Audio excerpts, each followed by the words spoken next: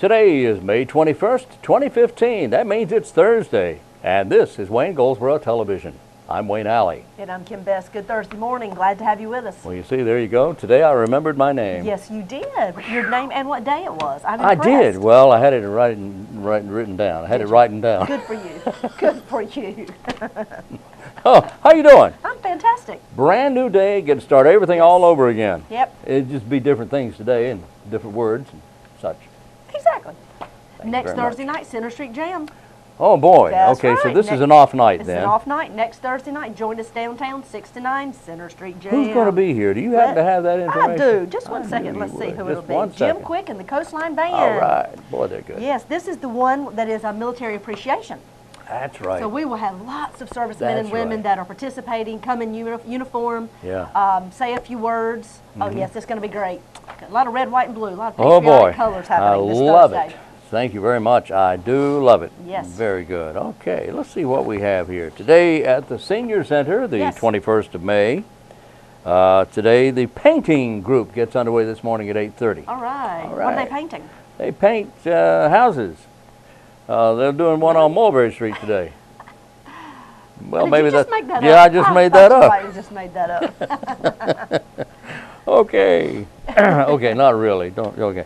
Anyway, painting group gets underway today at 8:30. Then the bingo starts at 10 a.m. this morning. They play bridge at 1 o'clock as well as pinochle at 1 o'clock. The senior functional fitness testing event gets underway at 5:30 this afternoon, and the Golden Gloves.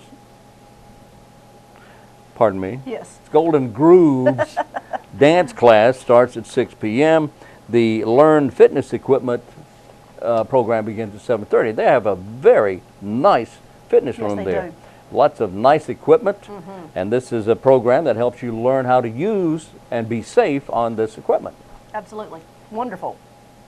I think I've mentioned it several times, but I want to continue to get the word out there that pretty soon, as of June 1st, we'll be having some changes taking place in the sanitation department within the city of Goldsboro.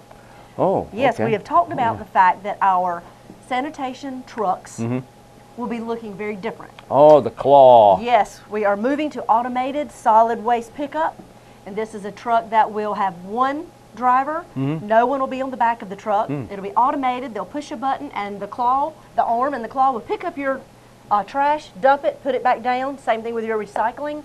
So Wow. look for the brochure and a letter in the mail coming with your water bill in the next few weeks if you haven't already received it, letting you know what changes, if any, there will be for you and your family. But it will be coming in your water bill, so watch for that brochure. It's a bright green brochure. It tells all the details, how your trash can has to be turned. There's certain logistics that have to come into play for this one-armed bandit to be able to pick up your trash. The whole idea is to become more efficient. Absolutely, Right? absolutely. No one has been replaced or displaced No. by this move by the city. Not at No all. employees have been lost. They have just been reassigned, That's right. doing other things. Everybody's still got a job, and just Everybody's doing got a different job. things. That's But great. we're hoping that this will cause much more efficiency in the program. And some people will be affected as to which day their trash will be picked up. That'll be the biggest effect for some. Out of all the different thousands of customers that we have, 600 will be affected. Yes. So that's a big number, but Yeah, it is. it's not So the other 40% their day will not change. will not change at all. Right. And the reason is because their The hours cars were- are parked they're- differently? Well, no, not necessarily, but the hours were very unique before, and they're trying to balance everything out and have the okay. same amount of hours each day that these trucks are on the road, and they do certain routes Okay. on certain days. Now, there will be some new guidelines that'll be in the brochure that everyone will be receiving if you're being Okay. affected. All right. That tells you how your trash can has to be turned, certain things like that. Okay. Yep. Very But just good. watch for that. It's coming soon, June Okay. 1st. And again, remember, as Kim said, not everyone will be affected No. by this. Not No. everyone will have the new trash pickup. They'll Most have, will, but not everyone. Okay. Yep. They'll have the old trash pickup. That's right. So if you have old trash. All right. Did we? No, we didn't. I'll save this for later. Okay.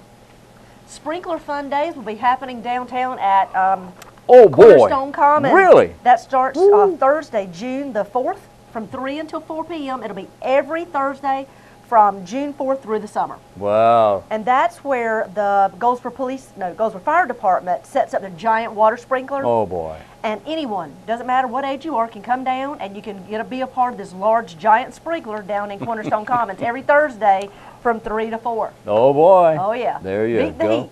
Woo! All right, beat the heat is right. I believe it might be time to go to our interviews. Okay, well, let's do that.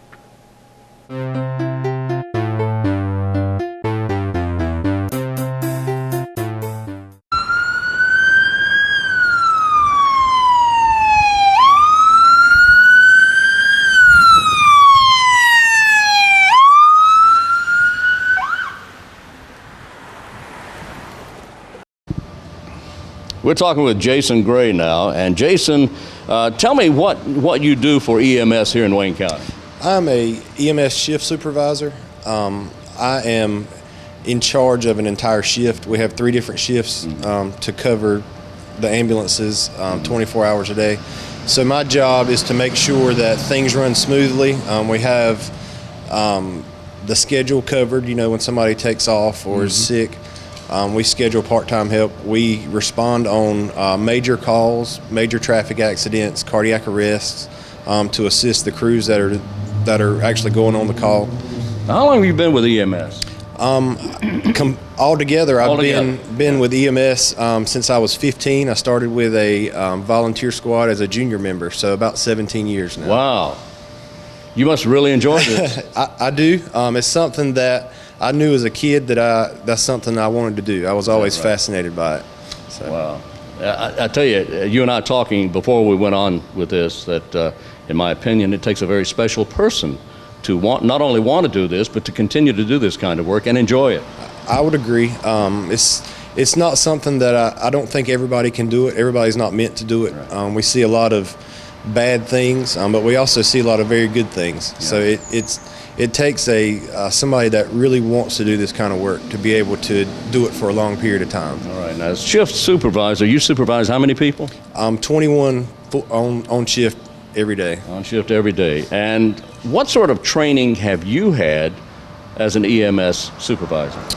Well, first of all, tell me about your training as an EMS. Okay. I started out as an EMT. I took the course at Wayne Community College. That's about 200 hours. On top of that, I went back and got my EMT intermediate, which is about another 200 hours. And then after that, the paramedic course is about 1,100 hours, and 500 of that is clinical time. Right. So that usually takes a year, 2 years, depending on how the schedule would fall with the different classes. Do people, once they get into the studies, once they get into learning what this is really about, some of them just kind of fall out and they say, I can't do this? They do. I think there's a lot more in-depth knowledge that we have to know that people don't realize before they start taking these courses. What about the stress associated with this job? It can be very stressful at times, I'm sure. Absolutely. As I said earlier, we see a lot of very bad things. We deal with death, seeing the worst in people, almost every day. And on top of that, we see a lot of good, as I mentioned earlier, and that helps to take the edge off of the stress that we see most of the time. Tell me about this vehicle. Yes, sir. You drive this? I do. This is our EMS shift supervisor vehicle. It's a quick response vehicle, or a QRV. Mm-hmm. It's staffed, or not staffed, it's stocked with all of the equipment that an ambulance has, with the exception of the stretcher.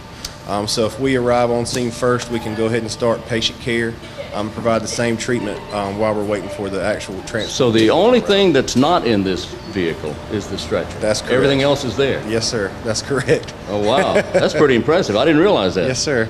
So what are some of the things, ordinary things? I mean, I know there often will be tragedy involved with traffic accidents and such, and death, including death. But what are some of the more common things that you might encounter? One of our most common types of calls are chest pains, patients with difficulty breathing, with asthma or congestive heart failure. Those are probably two of our main types of calls. Now, and is there a particular day of the week? I'm just curious about this. Is there a particular day of the week that this happens on? Or is it just round not the clock? That I know of. It just all the time. All the time. Yes, well, sir. Okay, 'cause people are stressed all the time, aren't they? That's correct. That's correct. So, does this happen mostly at home, or does this happen at businesses? I know it's a little bit of both. Most of our calls are at patients' homes, but we do go quite a bit to different businesses or recreational areas throughout the county. Is there one time of day that's more busy than others? It seems that I would say in the evening times. Really? Probably between, I would say about 3 and 9 is probably our busiest time. Is that right? That's interesting.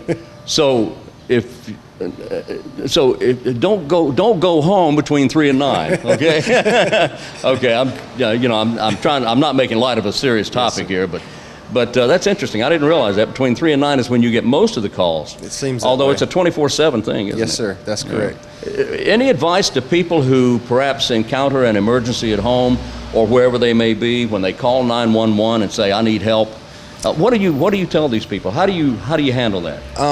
The best advice would be to answer the questions that the 911 telecommunicators ask.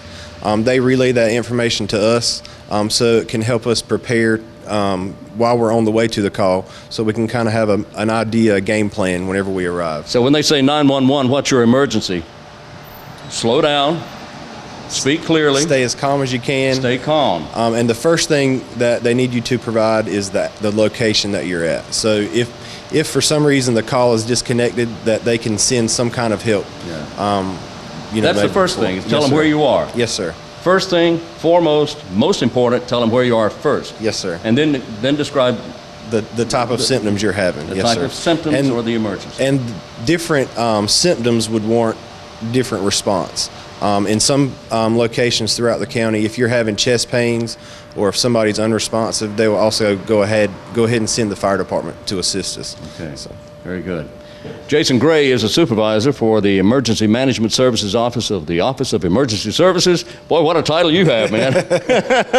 I appreciate you speaking with Yes, us. sir. Thank you very much. Thank you. Wait, one more question. Are you related to Bud Gray? I am.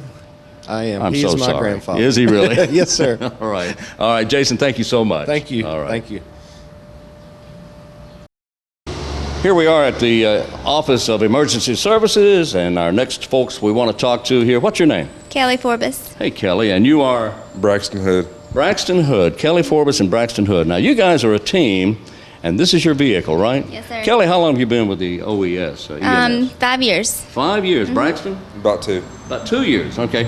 Now, what kind of training have you had that qualifies you as an EMS? Are you technician? Is that the title? I'm an EMT paramedic right now. Paramedic? I went to Wayne Community College back in 2009, got my EMT basic, worked as a basic for about 3 years, and then I went to Johnson Community College and got my paramedic certificate.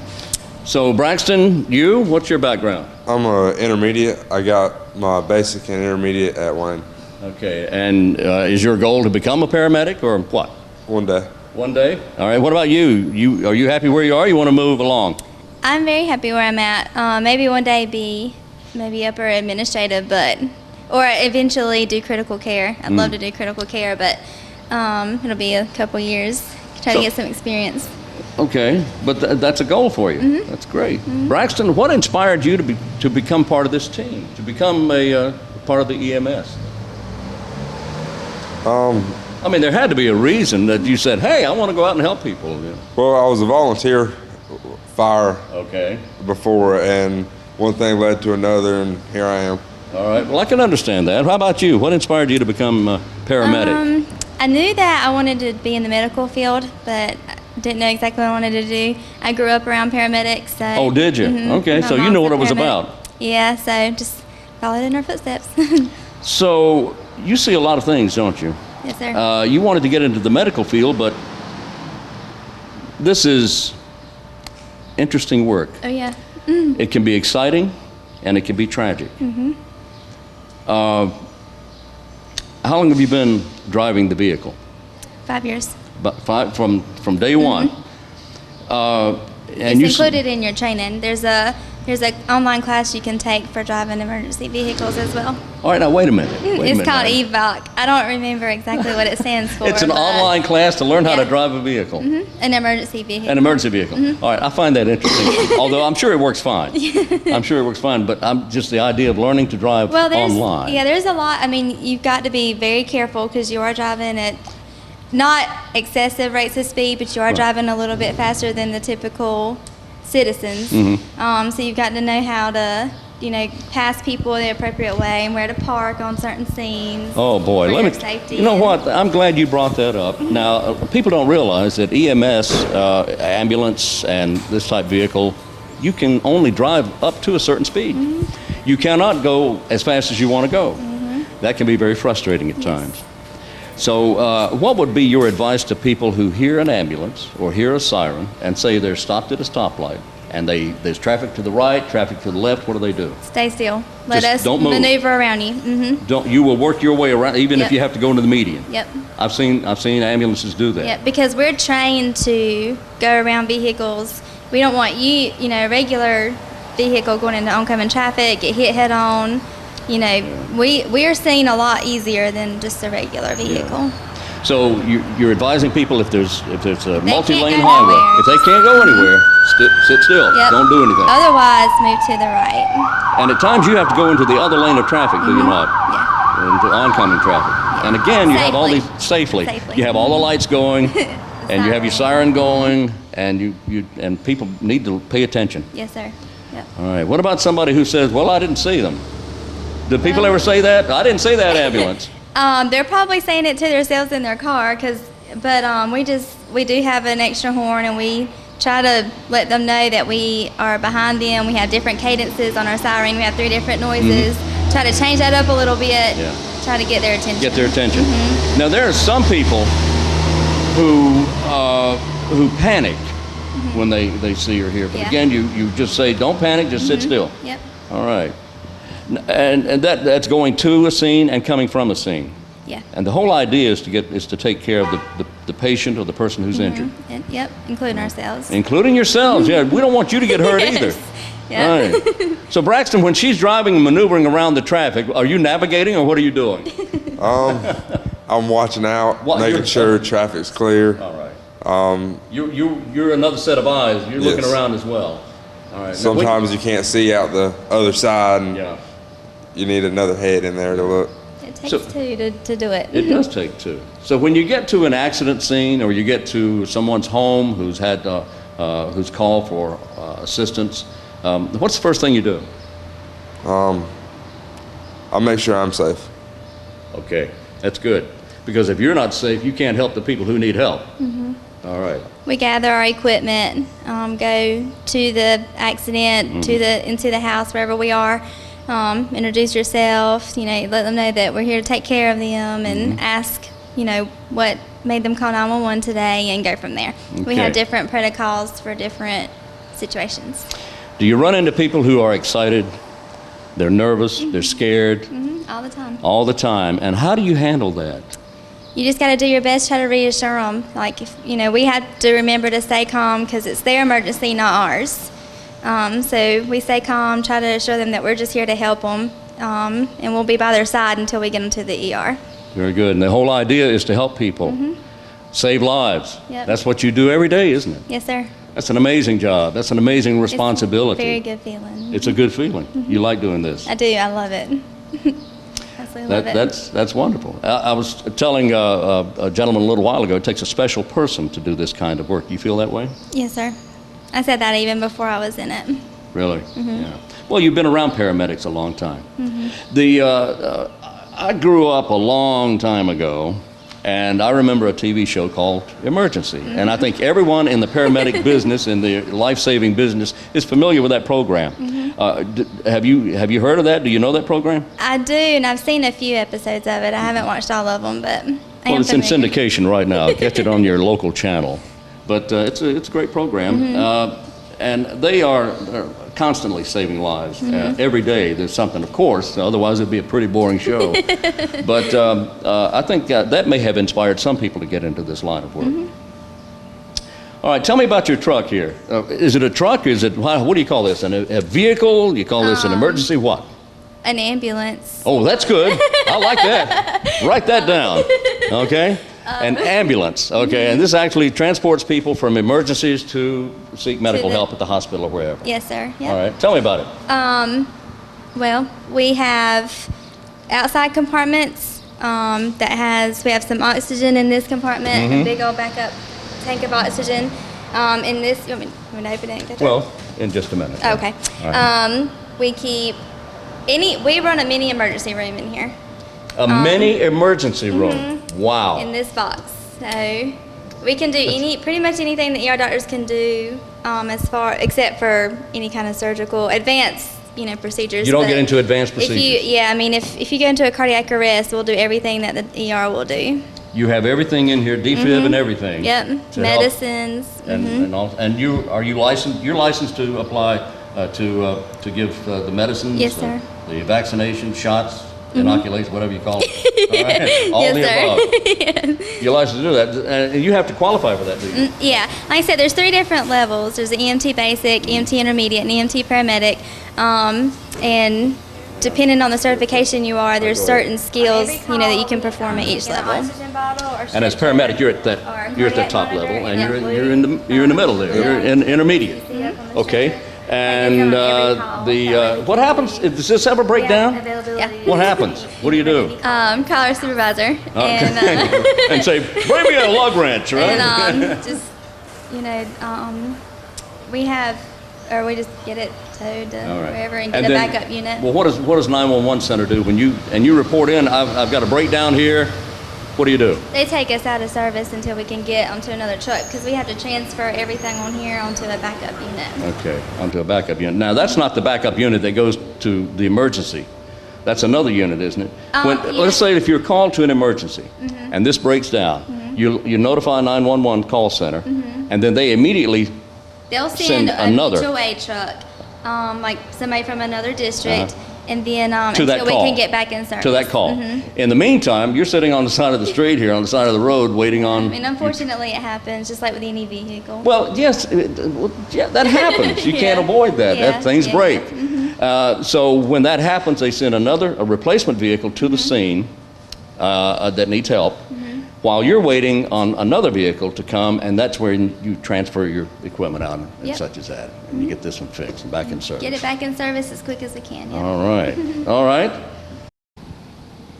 All right, now we're in the 911 center of Wayne County right here, and we're talking with Supervisor Chris. Chris, what's your last name, Chris? Last name's Barnes. Chris Barnes, all right. And how long you been here in Wayne County? I've been here in Wayne County for going on about 8 years now. All right, and how long have you been with the EMS? I've been with the dispatch center here for about 6 years now. Okay, 6 years in the dispatch center, and you are the supervisor here. That's right. How many people work here in the dispatch center? We've got 4 shifts with 6 telecommunicators on each shift. And how is it divided up? The room itself, if you would describe how the room is divided. On our side of the room that we're on right now, we've got an EMS dispatcher, a fire dispatcher. Across the room are all of our law enforcement for the county. You've either got the Sheriff's Department, Mount Olive PD, those are separated. You also got Goldsboro PD, and they have 2 dispatchers just for their traffic. That's just for their traffic. That's so right. The police department and the sheriff's department, their radio system runs from or out of this office. That's right. This is how the connections are made between the law enforcement. Exactly. And on this side of the room, we have the fire and we have 911. That's correct. Now, who's our 911 dispatcher here? Jonathan Bellamy is our EMS dispatcher for today. He's been with us less than a year right now, so he's still fairly new. He was part-time before that. Okay. So he has the experience. He does have the experience. Still learning in the scheme of things. Aren't we all? Indeed. Yes. As a 911, now he handles all 911 calls that come in. We each have the capability of handling a 911 call. We tend to rely heavily on this side of the room because generally their radio traffic is less. So they typically try to handle the majority of the incoming calls. So if it gets real busy, the others in the room can sense that and Absolutely. pick up on the 911 Absolutely. call. So everything's covered. Absolutely. How long does it take to respond or to answer a 911 call? A matter of seconds. All right. So if it rings many times, it means probably that someone's dialed a wrong number. Either that that or possible? we're extremely busy and Extremely just busy. not enough bodies to answer the phone. All right, but now that's not going to happen because we have all these other people answering the phones. That's true. Okay. That's true. All right. Generally, that will not be the case. Major incidents, storms, that sort of thing, you may run into a delay. Now, what about during storms? I'm glad you brought that up. When we go through or experience a hurricane in this area, which is not uncommon, No, it gets really busy in this room. it does. It gets really busy. What are some of the reasons that people would call you during a hurricane? Any number of things. A lot of the calls are about power outages. They call you for power outages. They will. Not a whole lot that we can do on our end about that, other than make sure that the power company has been notified. Trees that are down, always a big thing. Yeah. Any kind of flooding that's going on in the county, Oh, yeah. we'll know about that and have to notify someone. I can't see why people would necessarily call you if their power goes out. Wouldn't they normally call the power company, or do you try to discourage that? Or We won't necessarily try to discourage it. We will try to direct them back to the power company if we can. Unfortunately, 911 gets utilized for just a lot of different reasons. The public may not be educated as much as we would like as to what they actually need to call 911 for. well, this is a particular topic that kind of irritates me and a lot of other people, simply because people need to be informed about why we have 911 and how to use it properly. They do. And look, you guys are so good at what you do, I appreciate and you're that. too kind to people sometimes. I know you have to be, but people need to understand what you do here. You're saving lives. Yes, yes. You're saving lives, and people will call up and say, my coffee burned me, or they'll call up and they'll say, what's the number for the nearest store downtown? It does happen, but what we have to keep in perspective is what may be an emergency to me may not be an emergency to someone else, and vice versa. Okay. You're a nice guy. And I appreciate you speaking with us. I wanted to find out now what Jonathan is doing around here. Jonathan Bellamy is our 911 dispatcher now. What is he looking at on these screens here? Well, Jonathan's got an EMS unit out right now. He's got EMS Station 6. They're responding to a difficulty breathing call. So what he's doing is actually keeping up with their traffic. They're checking en route right now. He'll follow them as they're checking on scene. He'll follow them when they're going to the hospital, and we keep up with all of those times. Now, how is he tracking them? This is our CAD that we use, and all of it is, computer aided for us to keep up with that type of thing. It's just a matter of him pointing and clicking to change a status for the EMS unit from en route to on scene. Okay, so are they checking in with Jonathan as they progress along the streets? Or That's correct. Is there a something on the vehicle that gives a location, or what? Currently, we do not have any kind of automatic vehicle location here, but they'll just make contact over the radio with Jonathan and let him know that they're either on scene or what their status is. Okay. All right. So the vehicle's constantly in contact with him. Correct. All right. Let's talk to Jonathan here just a moment. Here, if we have just a moment now, Jonathan. If you get a call, of course I will keep my mouth shut. Okay. Yes, How sir. you doing? I'm good, sir. How Let you me go doing? around to the other side of you here, and I want to see your face on camera here, if you don't mind. Pardon me for walking in front of you there. No problem, sir. How long have you been here? I've just been here. I started part-time last year, went full-time January this year. All right. Do you like what you do? Yes, sir. Well, of course you're going to say that because you're on camera now. But look, what do you find interesting about this job? Just the many different types of phone calls you have, trying to get them the help they need, It can be rather stressful at times, can't it? Sometimes, yes. How do you deal with that? Just one step at a time, just try to get as much information as you can. If they'll give you the information, you just try to get out of them. Are you from Goldsboro? No, sir. Where are you from? I'm from New York. Oh, my goodness. I'm so sorry. How did you end up in Wayne County, North Carolina? I was in the military, and I got stationed here and You're a then good stayed man. here. You're Good answer. Copy 6-1 on scene. 6-1 on scene, 9:15. Very good. Now, so from the military, from Seymour Johnson, I suppose. Yes, sir. All right, you came over and working at the 911 Yes, call sir. center. Yes, sir. And what kind of training have you had? Was it pretty much on the job, or watching other dispatchers, or what did you do to train yourself for this job? Well, yeah, we came in and watched, went through a week-long class session, and then the rest was OJT, just in here taking phone calls, dispatching calls, and he trained me, and then another couple of guys trained me in here. So Now, since we've been here just a few minutes, just a very few minutes, you've taken several calls of people who misdialed, yes, sir. and you've been very kind to these people. So how many misdials do you feel you may get during a given period of time? We were tracking them. You were getting between 20, 25 Per week? per day. Per day? Yes, sir. So why are people misdialing? Is it because of our area code, or are they just not paying attention, or what? What is your feeling on that? I feel it's probably the area code. Since it's 919, it's easier to hit the one twice. Yeah. Just trying to dial 919. And so what do you tell the people? As long as they're fine, I'm fine with it as well. okay. As long as they're cool, I'm fine. So In case of an emergency, there's a traffic accident or somebody, and you just responded to a difficulty breathing a few minutes ago. yes, sir. What's the first thing you do? First thing I gotta do is load it into the CAD system. Get the call in, and then I want to contact the EMS station to get them en route as fast as we can. You ask for this information. Yes, sir. The caller, you say 911. What is your emergency? Yes, sir. What's the first thing you want to hear? First thing I want to try to get is the address. The address. Yes, sir. Because Tell you where they are. Yes, sir. Because if I get the address, I can get someone going there. I know where to send, EMS or police department, whatever they need. And you have to be pretty cool. Now, Yes, there's sir. people on the other end of the phone there who are excited. They're scared. Yes, sir. Who knows what emotion they may be feeling. Yes, sir. What do you tell them to try to maintain control? I just try to ask them questions, no matter what their emotions are, as long as I can understand them and get the information, because you can't control someone else's feelings.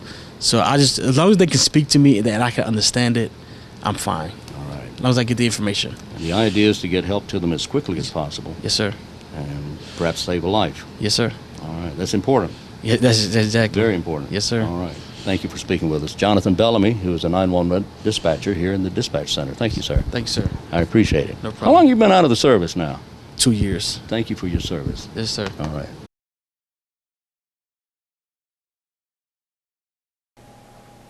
We're back on Wayne Goldsboro Television on this Thursday, May 21st, 2015. Thank you for being with us.